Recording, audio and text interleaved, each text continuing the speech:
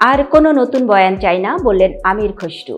ক্ষমতায় থাকতে শেখ মুজিবুর রহমান ও শেখ হাসিনা নানা বয়ান তৈরি করেছিলেন বলে মন্তব্য করেছেন বিএনপির স্থায়ী কমিটির সদস্য আমির খসরু মাহমুদ চৌধুরী। তিনি অন্তর্বর্তী সরকারের প্রতি ইঙ্গিত করে বলেছেন, আর কোনো নতুন বয়ান চান না, এখন একমাত্র বয়ান হচ্ছে গণতান্ত্রিক ধারায় ফিরে আসতে হবে। রাজধানীতে জাতীয় প্রেস ক্লাবে মঙ্গলবার দুপুরে এক আলোচনা সভায় আমির খসরু মাহমুদ চৌধুরী একথা বলেন।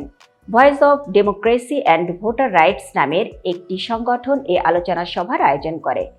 টেক ব্যাক বাংলাদেশ নাগরিক ভাবনা শীর্ষক এ সভায় মূল প্রবন্ধ উপস্থাপন করেন শাহজালাল বিজ্ঞান ও প্রযুক্তি বিশ্ববিদ্যালয়ের সাবেক সহকারী অধ্যাপক এম মুজিবুর রহমান। আমির খসরু বলেন, যত দ্রুত সম্ভব বাংলাদেশে একটি নির্বাচিত সরকার গঠিত হতে হবে, যারা জনগণের কাছে দায়বদ্ধ থাকবে, জবাবদিহিতা থাকবে। তিনি আরও বলেন, আপনি যদি নির্বাচিত না হন তাহলে আপনার তো কোনো দায়বদ্ধতা নেই, জবাবদিহিতাও নেই। হাসিনার কোনো জবাবদিহিতা ছিল না, কারণ সে তো নির্বাচিত ছিল না। শেখ মুজিবুর রহমানের সময় উনি যে বাকশাল করেছিলেন, একদলীয় শাসন, ওনারা নির্বাচনের ধার ধারেননি, ওই জন্য বয়ান সৃষ্টি করা হয়। সে বয়ানে উনি দেশ চালিয়ে গেছেন, হাসিনা আরেক বয়ানে চালিয়ে গেছেন। আমরা আর নতুন বয়ান চাই না।